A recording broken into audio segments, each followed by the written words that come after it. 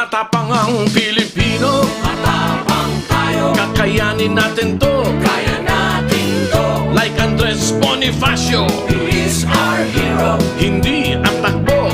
hindi atakbo. Nandiyan na ang bakuna. Magpapaturok ka ba?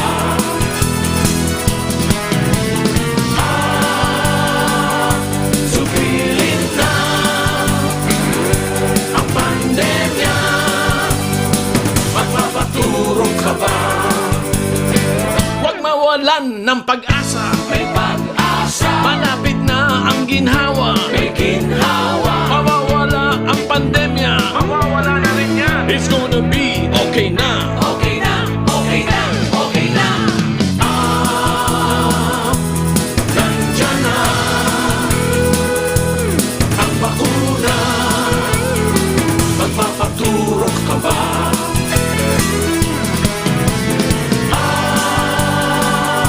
Sugilin na ang pandemya. Magpapaturok ka ba?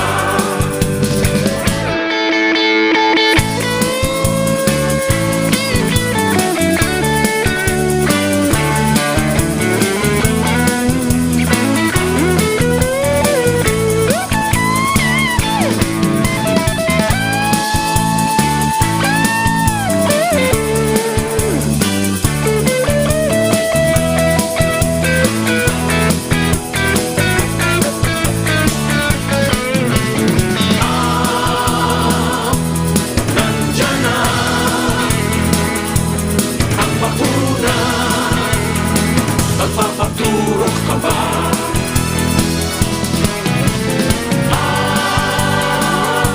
Sugilin na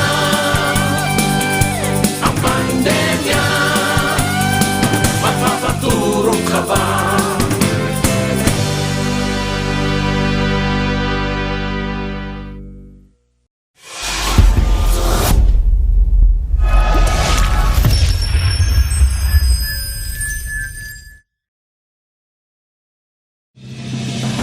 You are watching the multi-awarded Radio Bandido TV on Channel 224 Sky Cable and TV Plus boxes. Simulcast on DZRJ 8:10 a.m. Informing, advising, and entertaining the Filipinos and OFWs around the world. Streaming live on www.facebook.com/DZRJ 8:10 a.m. or on YouTube, channel RJAM News.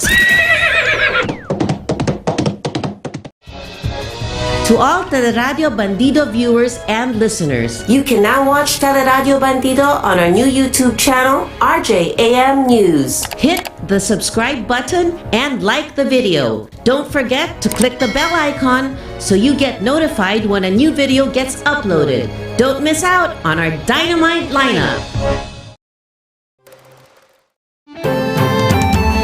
Watch SAL's PANELO every Tuesday from 5 p.m. to 6 p.m. on Radio Bandido TV, seen on Sky Cable Channel 224 and TV Plus boxes and digital free-to-air Channel 29. Also heard on DZRJ 8:10 a.m.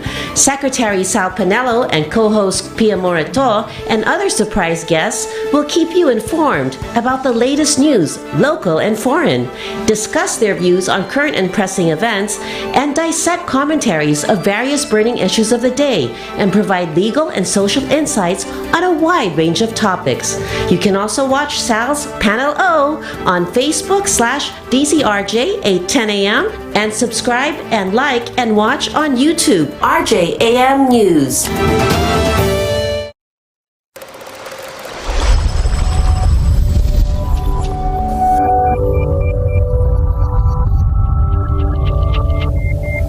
Good afternoon, Secretary Panelo. Magandang hapon po sa inyong lahat. Ngayong Martes, ika-4 ng buwan ng Mayo ng 2021. At kaya po lang napagdalihan natin, kailangan magpapaalala muna tayo sa inyong lahat na magsuot tayo ng ating face mask, face shield, at bakit tayo po ay magugat ng ating mga kamay, 30 seconds thoroughly, efficiently with soap and water. And siyempre, wag po natin kalimutan na tayo ay magpalusog ng ating mga katawan. Kasi kung sa immune system natin, may kailangan alagaan po natin. May problema tayo pag tayo mahina. Pasukan tayo ng lahat ng mga virus at bacteria. So kayo'y kumain ng masustansyang pagkain lamang. Never mind the junk food, wala nang yan. Kailangan maraming tubig, may prutas, may gulay, yung karne. Once a week na lang yan, pang-regado nyo na lang. Tama na yung manok. At kayo ay mag-ehersisyo, matulog ng maaga at tamang bilang 8 oras. Ito, maganda ito. Vitamin B sa init ng araw. Ano bang pwede natin pag-usapan yan? Teka muna, wala yata si Ansek Darren? Wala pa nga, sir. Na-COVID na yata. Oo nga eh. Baka inutusan niyo po. Hindi, wala. Gulat nga ako. Wala namang sabi. Baka, unless na merong IATF meeting. Baka nga. Ano bang magandang pag-usapan natin? Anong latest yan sa health utilization? Yan, yung healthcare utilization rate ng NCR is now at 57%. Sabi po ng... Anong ibig sabihin ng 57%? 57% po. Ano ibig sabihin niya? I guess mas mababa na siya. Ganun ba yon? Mababa ang alin? Hindi ko nga alam eh. Kasi sinasabi na if you're talking about yung intensive care units, isolation beds, it's now low. It's at 57%. So, I guess, bumaba na siya. Yung rate. Sabihin, konti na lang ang nangangailangan. Yes. So, sabi yun ng treatment czar na undersecretary ng DOH.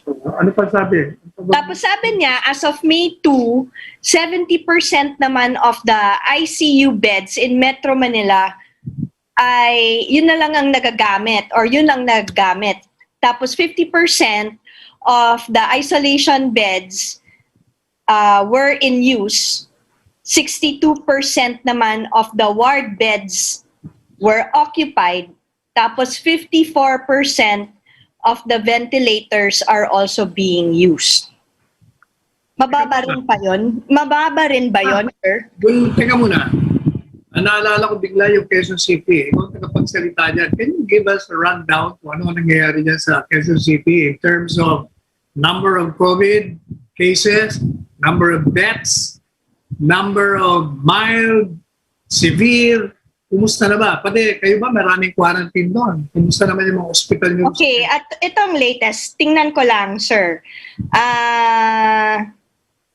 So, nasa 91%, 91.3% or 77,231 na ang gumaling sa COVID-19 dito sa Quezon City. Ilan ang nagkasakit?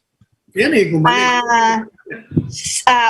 Okay. So we have 6,370 na confirmed active cases pa rin now from the 84,611 na total cases in Quezon City. So yung current, ilan ang may sakit ngayon? Currently, active cases is 6,370. 300. Tapos, ilan ang gumaling doon? 77,231 ang gumaling na dito sa Quezon City. Out of how many ba total? Total is 84,611. Meron ka bang data dyan kung ilan ang severe, mild, symptomatic, Wala akong data on this right now.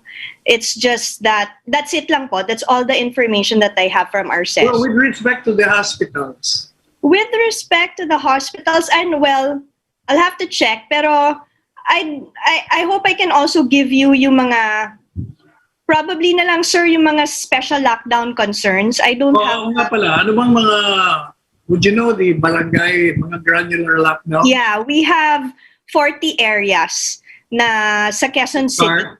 40 areas. Na under special lockdown. So, these areas would be A part na Fatima Street, Barangay San Vicente. Tapos, babasahin ko lahat, sir. Para alam nila. Kung Okay, bakit sila so meron tayo yung special lockdown areas. This is as of yesterday, no? May 3, 2021. So, yan, yung bahagi ng Fatima Street, Barangay San Vicente. Tapos, Road 4, Barangay Bagong Silangan. Tapos, bahagi ng Eagle Street, Barangay Bagong Silangan. Tapos, isang lugar sa Miami Street, Barangay Silangan. Tapos sa part ng Ocampo Street, Pook Amorsolo, Barangay UP Campus. Isang lugar sa Calavita Street, Barangay San Isidro Labrador. Isang lugar sa Llano Street, Barangay Sangandaan. 3 lugar sa Pamana HOA, Castro Street, Barangay Santa Lucia. 2 lugar sa Liwanag Street, Barangay Matandang Balara. Tapos bahagi ng Lydia Street, Sitio Aguardiente, Barangay Santa Monica. Isang lugar sa Scout Candia Street, that's my street, Barangay Sacred Heart. Bahagi ng K8th Street, Barangay East Camias. Isang lugar sa Iriga Street, Barangay Santa Teresita. Bahagi ng General Yenko Street, Barangay Bagong Silangan. Ibig sabihin, 14 lahat yan? Hindi, marami pa, sir. So these are just some, no? As of May 3, 2021. Okay? The lockdown po started in different times in April. So may mga April 16, may April 21, April 22, April 23, 28, 29. Anong basis? Anong basis ng Quezon City government for locking down those streets? If I remember correctly, it's like how many cases in the area, diba? Like, let's say if in a family, there's 2 or more, or in a small area, there's 2 or 3 or more, then may special lockdown concern. Pag naka-lockdown yung kalsada ngayon, anong ibig sabihin no? Hindi makakalabas lahat ng mga tao doon? Well, normally, sir, ang nangyayari is dinadalhan naman sila ng pangangailangan nila pag gano'n. Walang makalabas outside of that area? Normally, walang nakakalabas because I do also receive some concerns from people in special lockdown areas na hindi sila pinapayagan ng lumabas pero natutulungan naman po silang kumuha ng mga pangangailangan nila. So, ibig sabihin may mga nagbabantay doon galing sa City Hall? Normally, yes. Para ipatupad. Otherwise? Yes, sir. Siyempre. With respect naman sa do you have a data kung how many, unang-una, tanong ko muna, kumusta yung Maginhawa Street? Meron pa bang ongoing community pantry doon? Di ba, sir, nagiging drop-off na lang yung Maginhawa community. Meaning? So, I know that the goods are being dropped off na lang in Maginhawa right now. Tapos, I think they are disseminated to different other pantries. Pero like kami po, sir, sa Philippine Army, kung pwede ko lang rin mabanggit, yung Ready Reserves namin dito sa Quezon City, I'm also part of the Ready Reserves.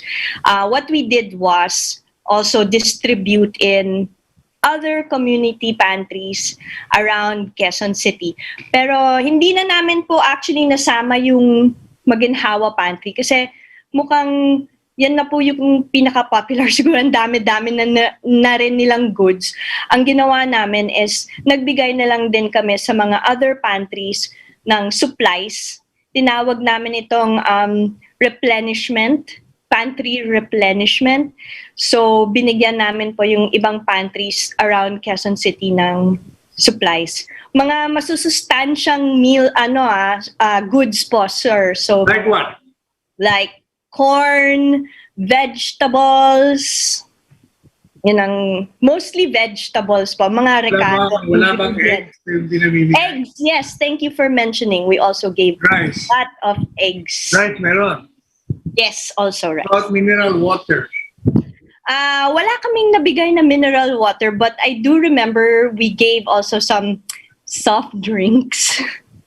Maybe that's not so healthy on your end, pero ang init-init naman, so welcoming naman po ang soft drinks. I suggest dapat magbigay din kayo ng mineral water kasi walang pagtulak. Paano yan? Paano nakakain?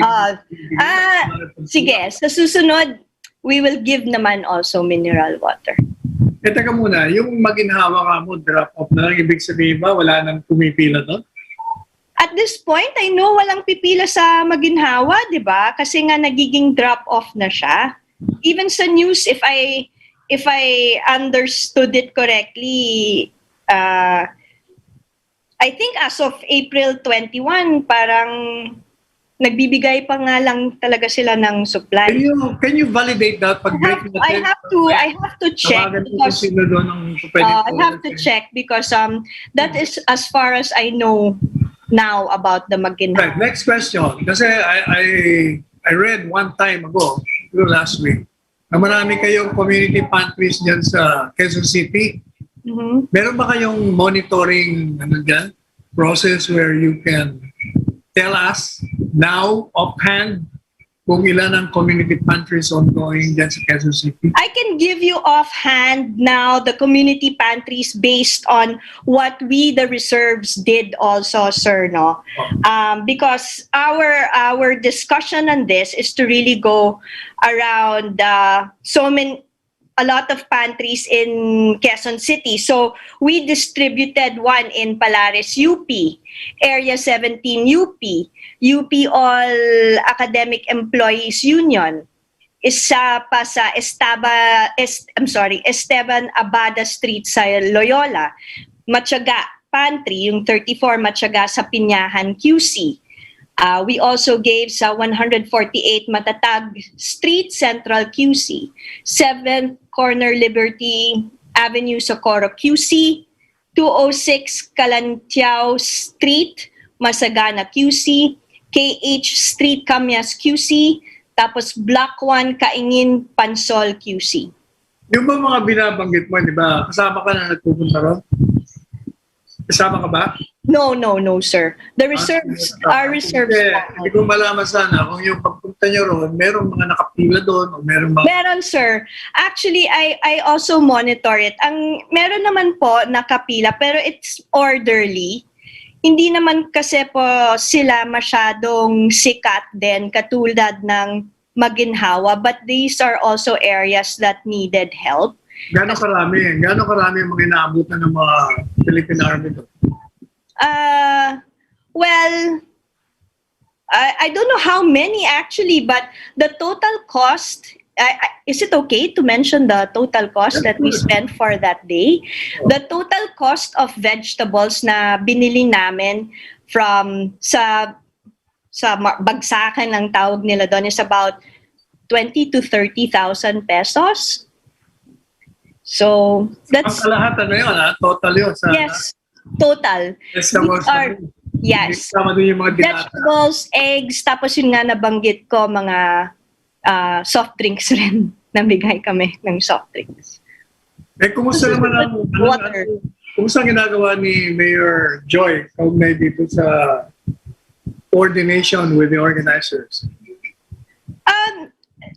Are they organizers coordinating with the Quezon City government?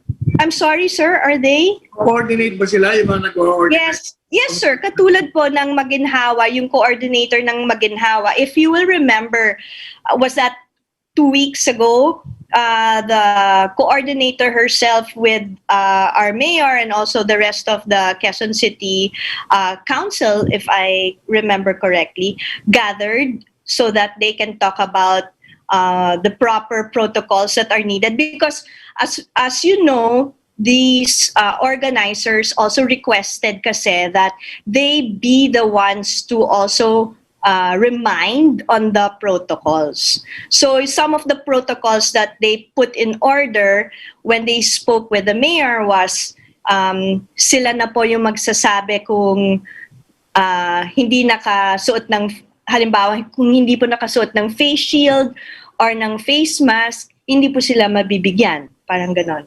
So they're setting protocols like that, the organizers themselves. What about yung rollout ng vaccines? Meron ba kayong programa dyan sa Quezon City government? Yes, sir. Pero di ba we're still also waiting for vaccines. Like for example, dito sa aking barangay sa Sacred Heart. Kasi yung parents ko, they are senior citizens.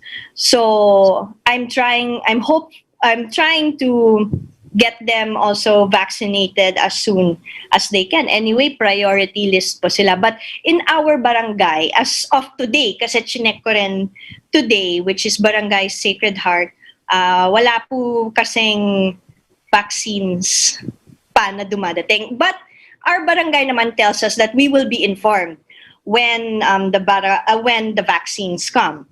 So, Would you know kung ano, yung si Mayor nakatanggap na ng, from the start of the rollout, gaano karaming vaccine ang tinanggap and how many have been injected by the vaccines? Would you know? Well, let me check that. But what I can tell you, this is also important information for now. Medyo we need to practice some patience also in our city because fully booked na rin po yung mga slots natin sa EZ Consult. So from May 4. What is that again? The EZ Consult. Full ang alin? Anong full? Fully booked ang slot. Yung slots for vaccine. Mga ano? From EZ Consult. Yes. Kasi if you do this, there's two ways to go about it. You can do it online and then you can also coordinate with your barangay. In my case, for example, with my parents who did it online, pero also I was also advised to like coordinate then with my barangay. But for now, the e-consult is fully booked. So from May 4 to May 7, the sites in Ateneo, I believe this is in Ateneo, the vaccination site there is fully booked also for now. So we have to, that's one. So we have to wait for some announcements on that one.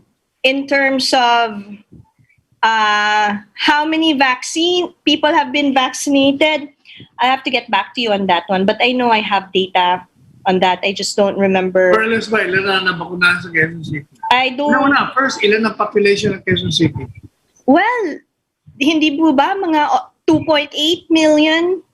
Almost 3 million? Nabakunahan na. Meron na bang 100,000? Wala pa. I don't... 100,000 I'm not so sure. I'm not so sure just yet. I don't recall. Pero during our break, paki-check mo yung... I'll check so I can get back to you on that.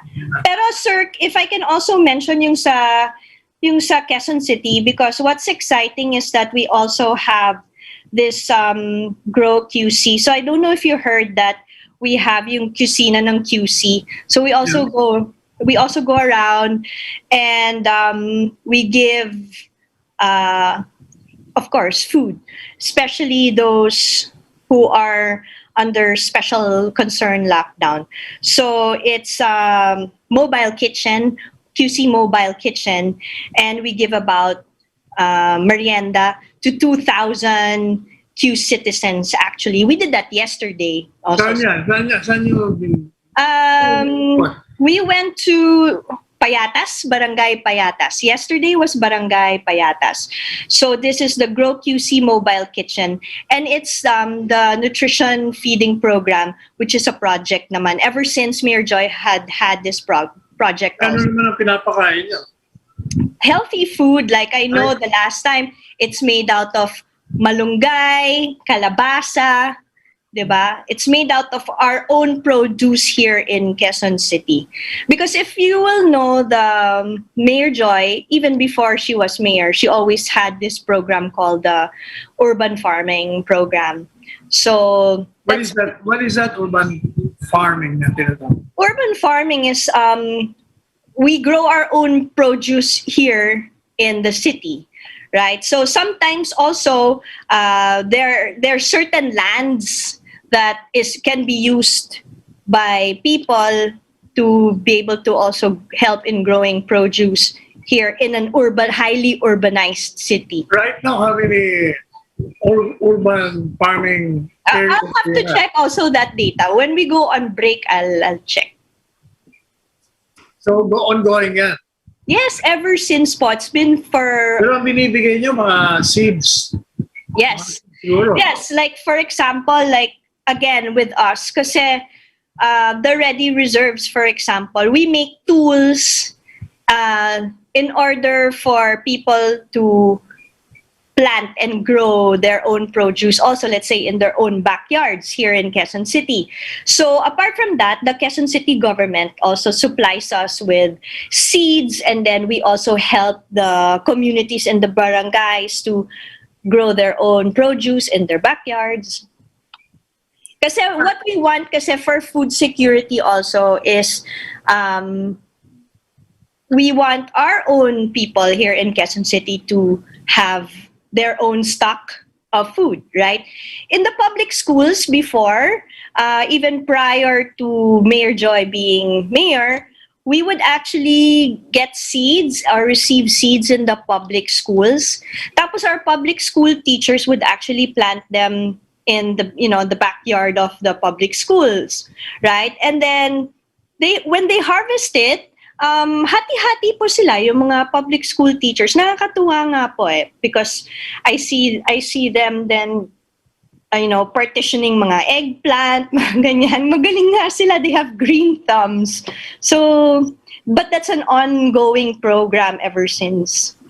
All right, we'll get back to you after this short break. Para marami ka nang ma-verify, ma-validate sa mga data natin. Balikan po namin kayo after a while.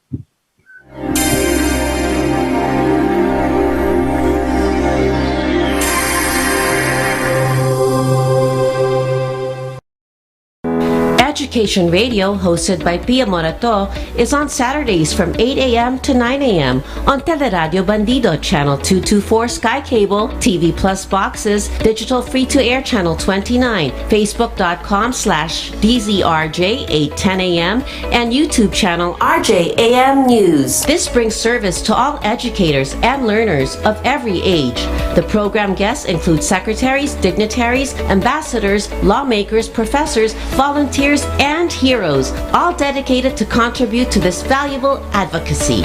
We take the streets to the classroom and the classroom to the streets.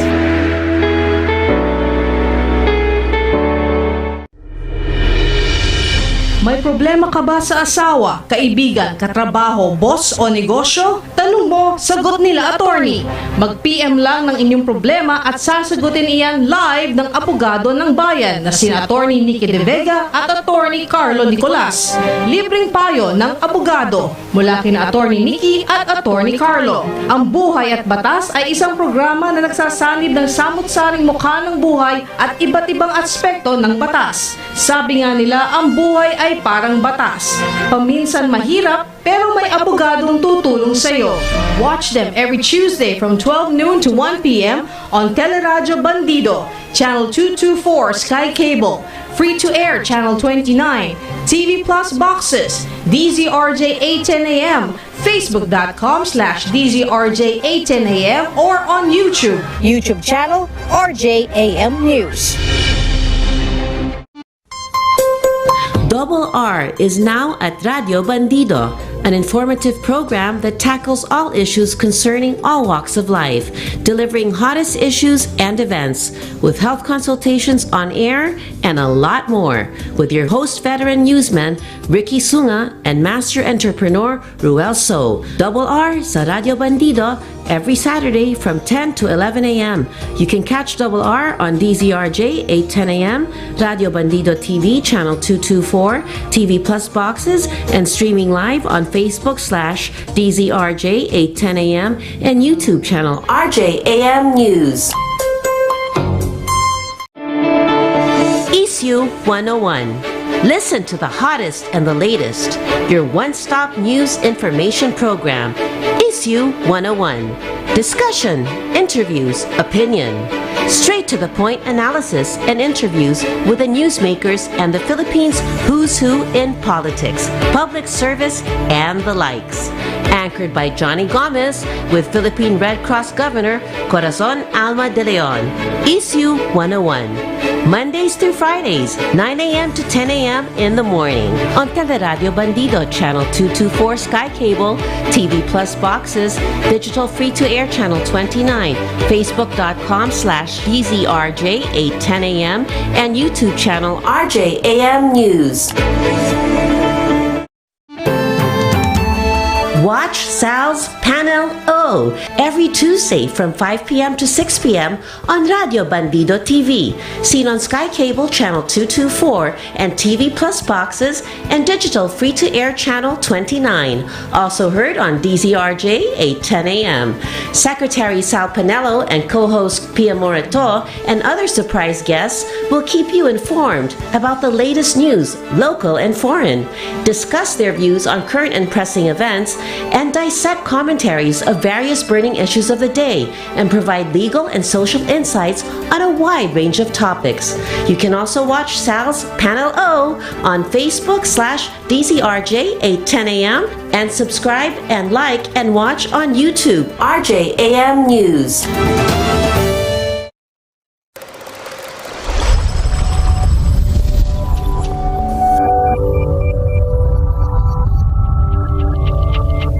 The urban farms in Quezon City, our data shows that there's about 166 urban farms. Ang lugar yun? Parang dami. Well, the main one, I have to mention that the main one is in Quezon Memorial Circle. Okay, so that ever since has been under the office of the Vice Mayor, Joy Belmonte, way back. So, Ano pa yung iba? Saan pa yung iba? well, let's see. So if the Teka muna. Yung urban farming na yan, anong mechanics yan? How do you go about telling people na we have urban planning here, you can come here or we'll go to you and what? Well, like in the Quezon City Memorial, people go there. And like I mentioned also, there are other places, like if you have lands, right? Those lands can also be used or dedicated for urban farming. In the case of what we do with the Philippine Army Reserves, we teach them to do it in their own backyards. So it's mostly also seedlings, and they grow things like pechay, lettuce, mga ganyan. Ano pa yung tungkol sa community pantry? Meron ka bang na-validate? Community pantry, I have no data on that right now. I only have from what I'm being asked on with regard to community pantries, apart from what we've already done in Quezon City, is an ongoing investigation, right? But I can't say anything about that either right now because I have to wait for the data coming from the Yung rollout of vaccine. I don't have that. Huh? What about the rollout of vaccine? As for April of 2021, the data shows that 100,000 have been... 100,000 ang nabakunahan na? Yeah. Ang dami naman pala. But since that's up to the end now of April, so but we're already May 4, I do not have current data yet, just yet. All right. Did you watch the televised address to the nation of the president last night? Yes. Meron siyang binabanggit That we wanna talk about? sa community pantry. Although he did not mention the word community pantry. Yeah, he didn't mention the word. Meron anong pinakapunto ni Presidente? Well, I guess his point is that the government will be really heavily burdened because people are gathering so much due to food, right? So that's his main concern, right? It's the gathering of the people, staying too close with let's say the what do you call that? The particles spreading to each other if you stay too close. He used nga the word convergence, di ba? Parang the convergence of people. The very thing that we're trying to avoid, sabi niya, or trying to control is a convergence of people closer so that their saliva gets spread because they're shouting when they're all together, right? And the very thing that the government does not want it's the thing that the government doesn't want. Diba? In other words, Sabi niya also na they're staying pa at home, magkakasama sila sa bahay, they have spouses, they have families, they have children, and they're carrying the infection, and that they get it from coming from a place where there's so many people. in other words, ang punto de vista ni Presidente, mga kababayan, ay ganito. Sinasabi niya na yung community pantry ay napakagandang proyekto. Ganda ang layunin, tinutulungan ng kanyang mga kababayan na nangangailangan ng tulong, at ang tulong naman ay nanggagaling doon sa mga merong sobra sa kanila. Kaya sila ay nag-chip in, kumbaga. Ang nagiging problema lamang, sabi ni Presidente, maganda ang layunin ng mga tulong, kaya lang baka yung magandang layunin na yon ay lilikha ng mas malaking problema. Sabagat ang suliranin po natin ngayon ay ang pahintuin ang paglawak, ang pagkalat ng coronavirus. Kaya nga ho tayo nagpapatupad ng mga tinatawag na health protocols. Ang problema ho, yung mga nag-organize ng community pantry, marami sa kanila ang habang napakaganda ng kanilang mga layunin, ay mukhang hindi nila na isa-isip yung maaaring maging konsekwensya o maging kahihinatnan ng magandang proyekto kung ito ay hindi masyadong napag-isipan at hindi makipag-ugnayan sa mga lokal na pamahalaan. Bakit po kanya? Sa pagkagaya ng sinabi ni Presidente, nagkakaroon ng convergence o pagdami ng pagpulong ng mga tao sa isang lugar, sapagkat siyempre, pag nalaman ho ng mga kababayan natin na kapus palad, mga senior citizens natin na kailangan ng whatever they will need, pagkain, kung ano pang kailangan na naibibigay ng community partner. Natural lamang po na sila ay magtatakbuhan doon, pupunta sila ron, at pag ang pinost ninyo sa group chat ninyo, sa mga Twitter ninyo, pumunta silang lahat. Kung nagkataon na marami pala kayong mga followers, kung artista naman kayo, marami kayong fans, natural lamang na magdadagsa ang tao ron. Kaya sabi ni Presidente, magandang layunin, pero pag hindi ka handa, hindi mo na-anticipate yung mga darating na marami pala, magkakaroon ka ng problema. Anong mga problema po ito? Unang-una, ang problema mo, yung daming tao, baka hindi mo makontrol. Kung hindi ka nakipag-ugnayan sa mga lokal na pamahalaan, walang aalalay sa'yo, walang tutulong sa'yo na ipatutupad mo yung health protocols on social distancing. Hindi kayo magkakalapit. Kailangan 2 metro ang layo, 6 na pie. Pangalawa, walang magpapatupad kung yung mga nandun, merong nakamaskara, pero nakababa. Merong shield, pero nakataas. So wala akong magpapatupad doon. Siyempre, kasi yung mga tao, kanilang gusto lamang doon, ang layunin lang naman nila makakuha ng ayuda. So ang problema mo ngayon, how you will control the crowd, the surge of crowd. Another problem, sabi ni Presidente, pag ikaw ay naroon na, siyempre umaasa ka ng ayuda. Ayuda. Lahat kayo aasa ng ayuda. Ang problema nyo, kung yung organizer, since hindi nga niya na-anticipate na ganun kadami, at nakapaghanda lamang siya ng mga 100 o 200 na pang-ayuda, kung dinagsaka, gaya nung nangyari kay Diloxin, 3,000 dumating. Kasi sabi niya, everyone is invited. I think there's even more, sir. Oh, even more.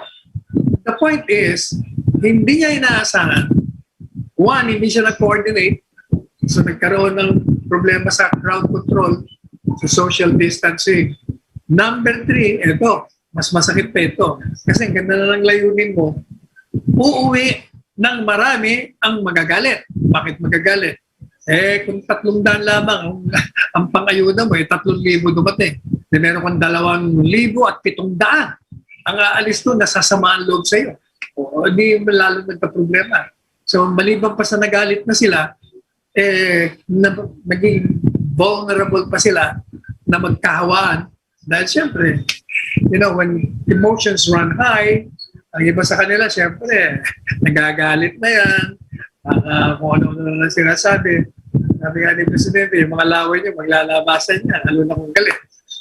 Kaya yung pinaka-problema ng gobyerno na pilit nating ginagawa ng paraan. Anong problema? The problem is how to contain the spread. And one of the means by which you can do that is to stay at home. By calling for people to come to you to get certain aids, you encourage them to get out of their safe place. Yun ang unang problema. Kaya kailangan talaga makipag-ugnayan. So, madalit sabi, yung problema ng gobyerno, baka madagdagan kahit na napakaganda ng layunin. Kaya nga sabi ni Presidente, kung maaari lang po yung mga nag-organize, mag-coordinate kayo sa mga local government units ninyo para matulungan kayo. Kasi ang mangyayari po niyan, pag nagkaroon ng problema, sabi ni Presidente, itong maganda pag nagkaroon ng problema, nagkaroon ng sakit yan, hindi naman ho kayo ang pupuntahan yan, yung mga nag-organize. Ang pupunta ho yan sa amin, sa gobyerno. Ngayon, pag hindi masyadong naasikaso dahil sa dami, sino ngayon sisisihin? Ang gobyerno. Kaya, mabuti na ho yung maging maingat tayo, mapag-aralan natin, ma-organize natin, ma-plano natin ang anumang gagawin natin na tutulong tayo, pero huwag tayong lumika ng mas matinding suliranin na kaakibat ng pagtulong natin. Yun ang tutulong sila. Sir, kung pwede ko lang idagdag, kasi on that issue, on that note, wag rin lang sana po magbigay lang ng FYI sa ating barangay. Kasi yan lang po ang nangyari in the case of Ano sabihin ng FYI? For your information, pupunta po ako bukas sa barangay ninyo. Magbibigay ako ng 300 packs of food for people. Tapos mag-a-announce kayo sa Facebook. Tapos sabi nyo nga, 3,000 or even more people went to the event. Pero ibig sabihin, dapat bigyan mo ng ilang araw. Yes, sir. Diba? Baka doon, bigyan mo naman 3 araw. Give us naman proper coordination kasi kawawa rin naman po yung mga tanod sa barangay. Kawawa yung mga community sa barangay. Yung sa Maginhawa Pantry nga, if I recall correctly, yung mga tao doon, some of them are also complaining kasi di ba ang dami ng tao na pumupunta doon, pumipila doon. Yun na nga yung pinakasikat na community pantry. She was the first. Diba? So ano pa kaya yung ganitong kalaki?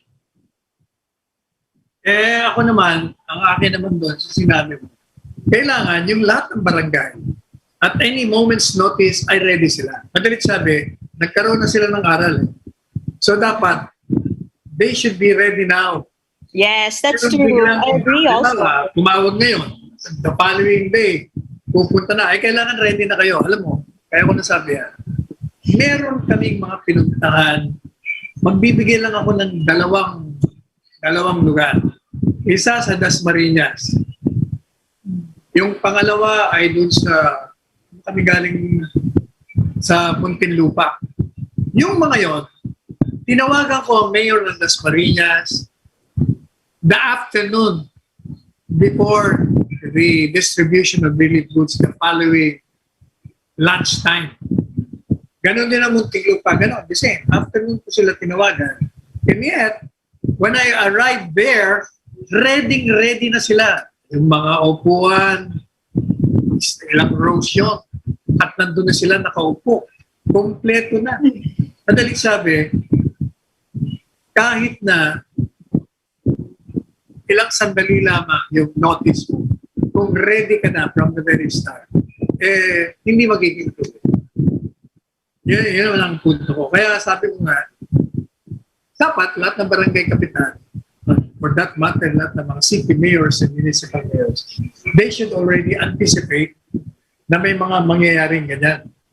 Kasi maraming gustong tumulong. Ang mga ibang nga dyan, hindi nila alam kung paano tumulong. Ngayon nagkaroon ng vehikulo, they will jump on that. And kaya dumadami.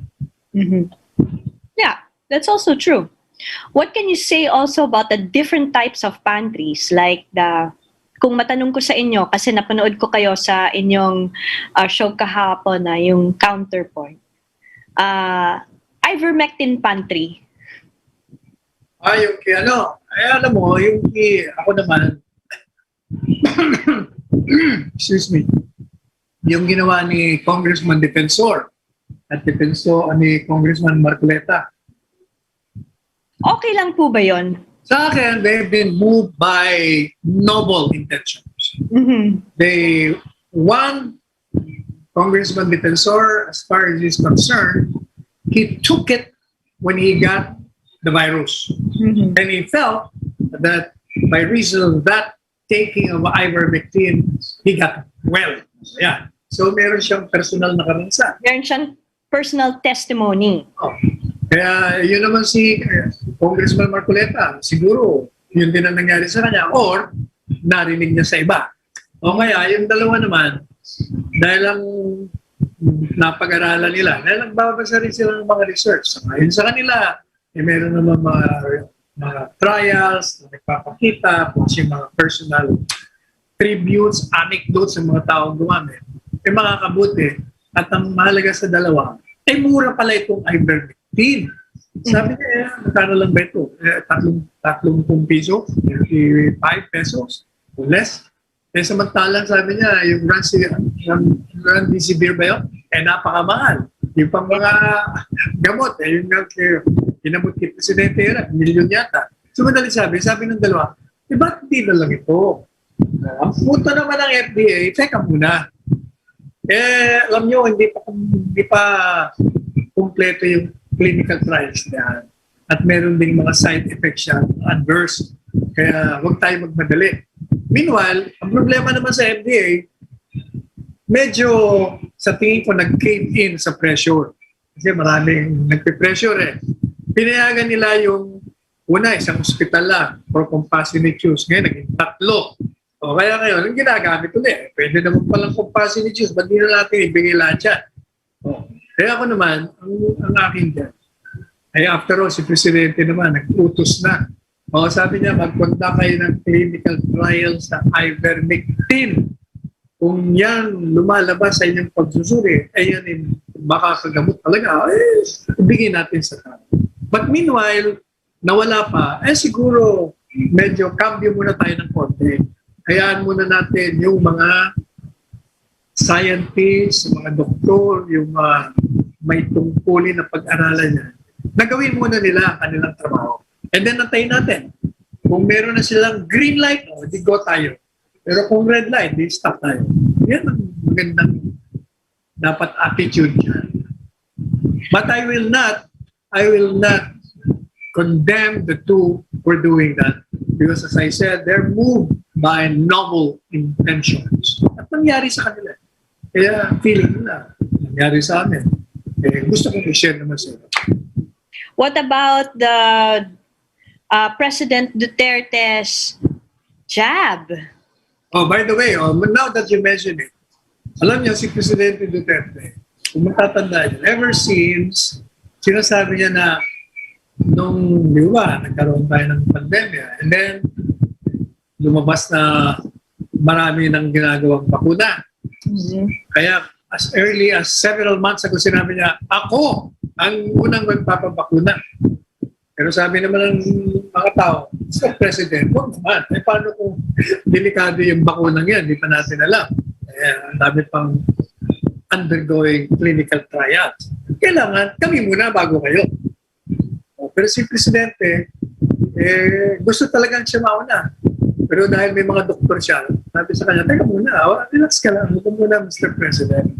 Kapag ikaw ang ama ng bayan, paano kung ikaw ang unang mamatay dito? Hindi may problema tayo lalo. O kaya sabi niya, Sabi niya, mabuti pa kaya ganito na lang. Since ako naman matanda na, sabi niya, paunahin natin yung mga mas nangangailangan, yung frontliners, yung mga nasa priority list. Kaya saka na tayo. Madalit sabi, bigyan na naging stand yan. So matagal. Until last night.